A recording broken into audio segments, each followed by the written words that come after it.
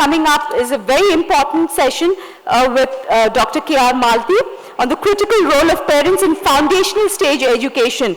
Before we move on, I'd like to say a few words introducing our expert. Like I said earlier, Maalathi is founder and CEO of Auuro Educational Services. She's a successful edupreneur. She has facilitated the establishment of 36 CBSE schools and 2 schools for children with special needs across India. Her specialized preschool program, Happy Tots, has touched the lives of over 250,000 children across the globe, and she's conducted over 1,000 parenting sessions across the country. Congratulations, Dr. Maalathi. If I can ask them to give her a mic, please, a cordless mic. Thank you so much.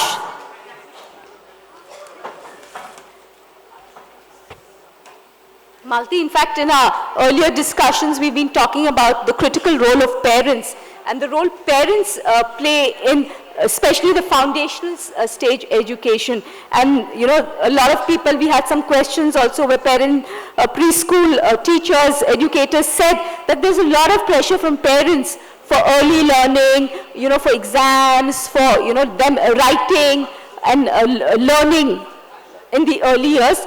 Why, according to you, should, you know, schools resist or educate parents to not pressurize them into early academic learning? That's a good question. Good afternoon, everybody. I know everybody is hungry now, so we are not going to take much of your time. So with that, I would like to start saying that definitely you know, parents started, to some extent, parents have started dictating schools, especially in the preschool sector, since we are fragmented in many areas, and then in order to retain the parents and then to the numbers, we are paying heed to the parents who definitely not the educators per se. So what I would suggest is, because the morning we had an excellent session with Swati and then Ms. Soni, who were talking about, you know, the importance of NCF, and then, you know, how we need to put our foot down to say that, you know, this is what is needed for the children, and then offer developmentally appropriate. When parents do approach stating that, you know, the next school offers for the lower kindergarten and the upper kindergarten, they teach them 1 to 100 number names, and then they make them write cursive, and then they do so many activities. They write question and answers. In fact, I work with the rural part of India, and then I do understand the pain. You know, they are teaching so much. Why isn't that happening in your school? Which means, what are you lacking? So the 3 hours aren't important at this point of time, though it is important, vital at a later stage. What is important is working on something which I always say, that work on SPICE, which is developing the social, physical, intellectual, creative and emotional skills of the children, then working on it. When you convince the parents, when you talk to the parents, make them understand, do a session, an orientation session on what is it the child is going to achieve at the end of 15 years or 17 years. I think it was Arnab who, you know, brought it out, 20 years. How does it really matter? So if teachers are able to convince, if teachers have the ability to convince a parent saying that, see, I'm an educator, I am here in the position, you are a parent, I understand your aspiration for the children, but I am here as a specialized educator. I understand what is it needed for your child at this point of time, the skills which are important, and not the writing, which is very, very important at this point of time. Because children today coming from different families, diverse families, broken families, single parent families, and then if I have to say that single parent, single sex parent, or, you know, there are many things about parenting. The whole notion has changed.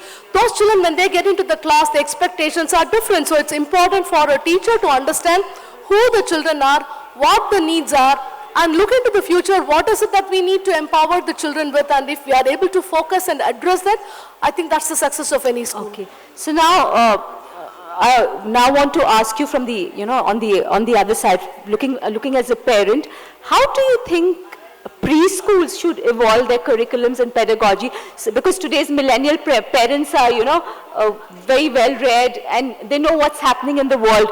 How should preschools evolve their pedagogies, curriculum to meet parental expectations and expectations of their raising, you know, Gen Z? Okay, I wouldn't call it as parental expectation. It is the expectation from the learner. See, it is, if schools have started, fulfilling the expectations of the parents, it's definitely, there is no end to it. Each parent's expectations are different. What we need to understand is, how do we fulfill the needs of the child who is in my class? Who is the learner in my class? I may have 35 different children in my class, but they are 35 different individuals.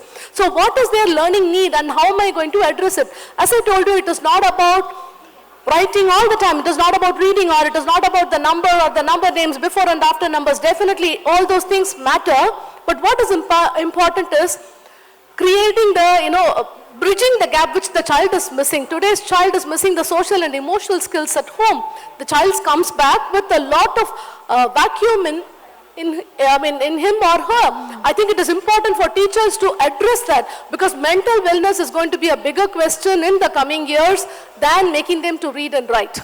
So the schools have a major responsibility to take care of the children and their mental well-being, make them emotionally well-behaved, emotionally strong and socially well-behaved children. I think that will be the need of the preschools at this point of time than addressing to the needs of the parents. Of course, parents' expectations are different.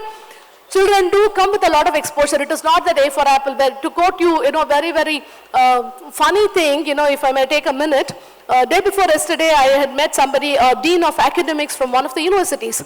He had walked into my office to meet me for something else. And then he did say, "Madam, I think the preschool scenario has changed." I said, how has it changed? He said, "In those days, they used to teach us A for apple, B for ball.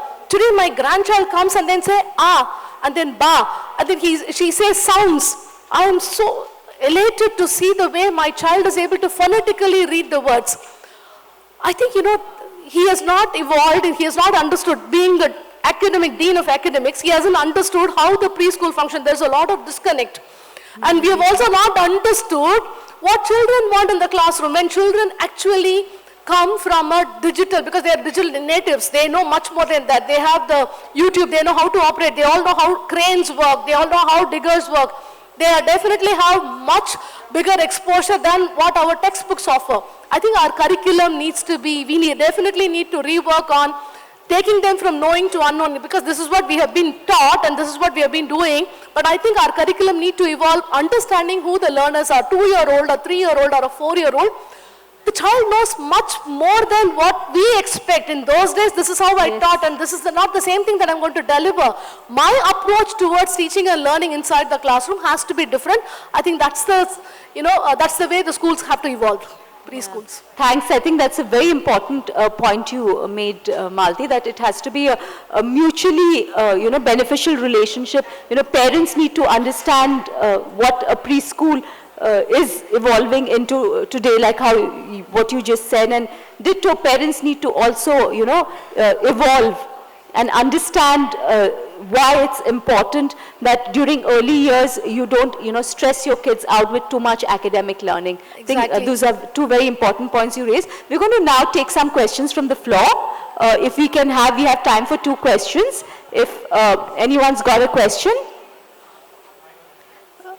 on how parents play a very important role in the foundational stage education. Actually, we haven't spoken about parenting at all, because we were talking more about, the early years. With regard to parenting, it is a vast subject, and then everybody needs to understand that how parenting impacts the child at the early years, especially at the foundational stage, and the kind of impact, lasting impact it has on the developmental aspect of a human in the later years. There is a new word which called as epigenetics. I'm not sure how many of you have heard the word epigenetics.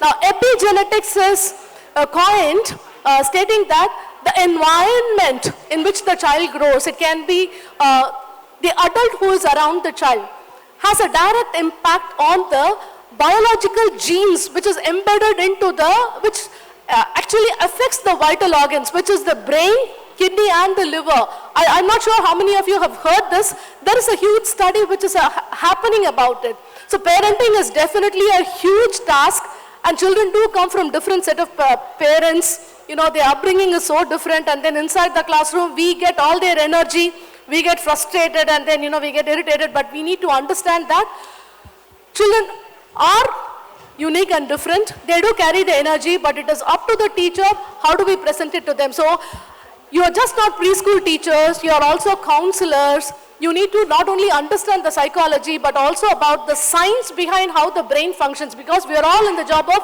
doing, developing the brain. We always talk about developing the brain. What do we do inside the classroom? We develop the brain of the children. But how much do we know about how much the kind of an impact it has on adult, even as a teacher?